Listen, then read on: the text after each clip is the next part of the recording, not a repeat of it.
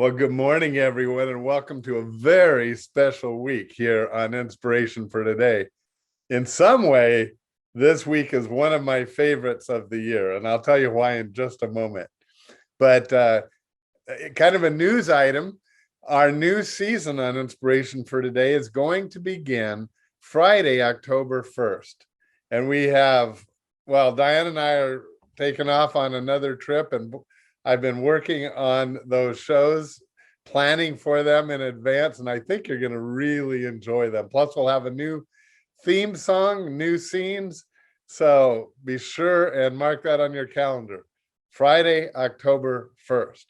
In the meantime, though, these next few shows, this weekend next, we're going to show you our very best shows of this last season.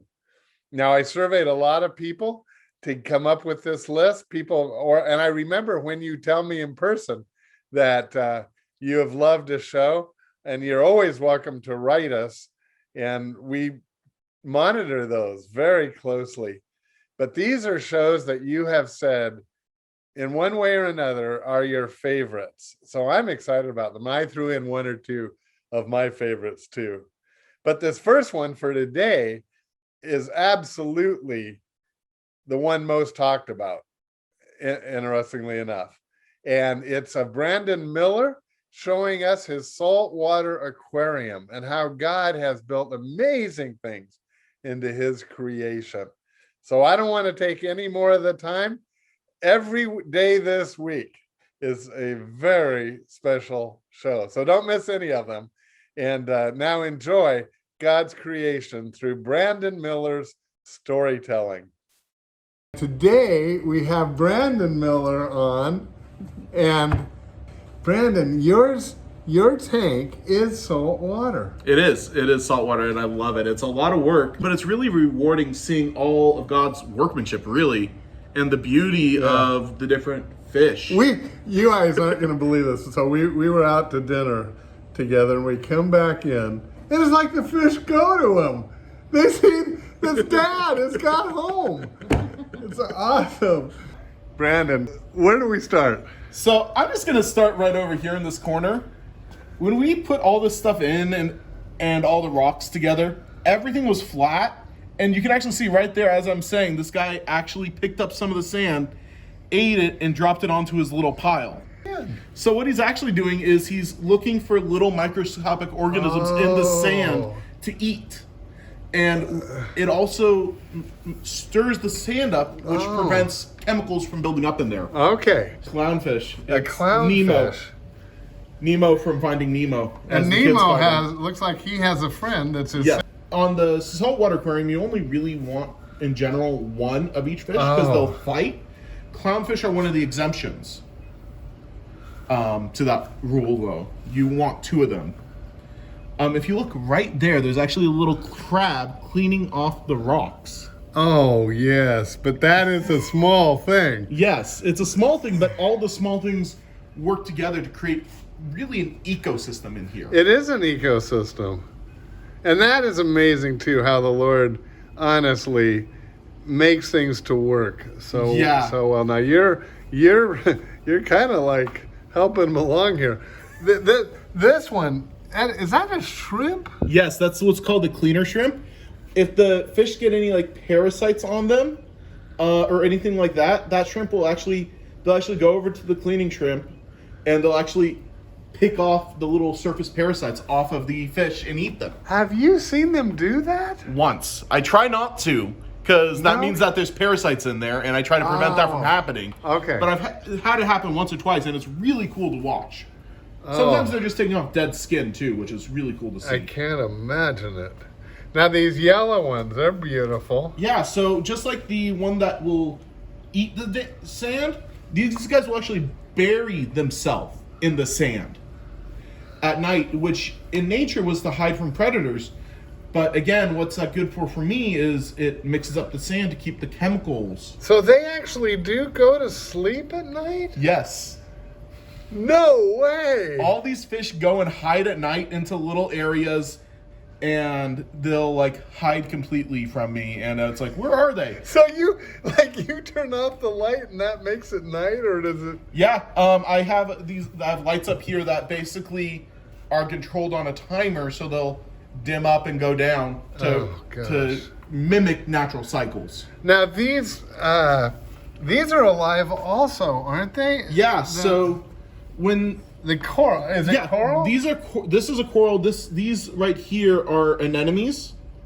So the clownfish love the anemones, and they will literally just be swimming in the anemone because in nature that gives them protection from the wild.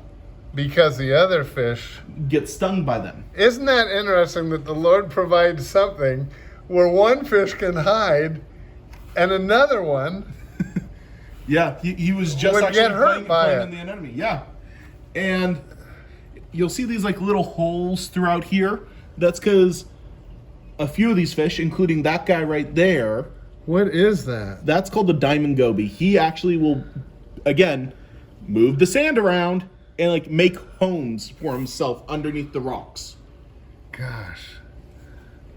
Those are those tangs? Yes, that's a powder blue tang. I don't know why I knew that, except really this whole tank looks like when I snorkeled in Hawaii. That's really what I was going for. I wanted something that reminded me of the tropics in a way that it's like I can take a breath when I look at it. Yeah. And see just how the Lord works and how his creation is just gorgeous. Well, he loves variety. Yes. And that's what you do have huge. What is this one that I'm? So that is what's called a metallic fox face. Fox face. And the normal color scheme of that is over there. Where? That yellow one. So you're talking about variety. Those are the same species that were given different colors. I love the variety that God has made in these. This other kind of coral to me is fascinating. Yeah, that's called a toadstool coral.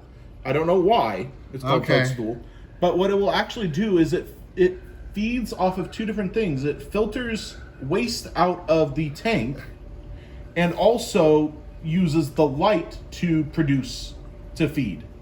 Huh. So basically that helps keep the tank cleaner while all these other fish dirty it up.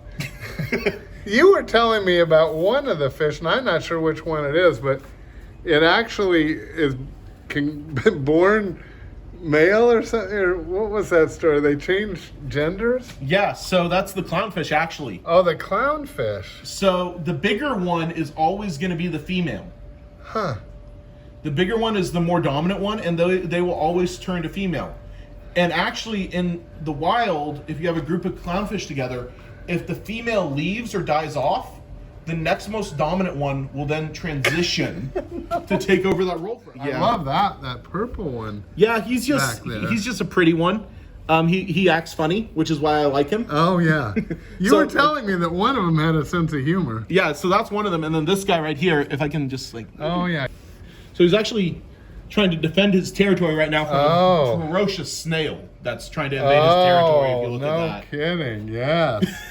Well, that snail's moving slow, but he's gonna get there eventually. He thinks. We're gonna put in some other video that I shot earlier in the day when Brandon gave them food. They really get excited about the food, don't they?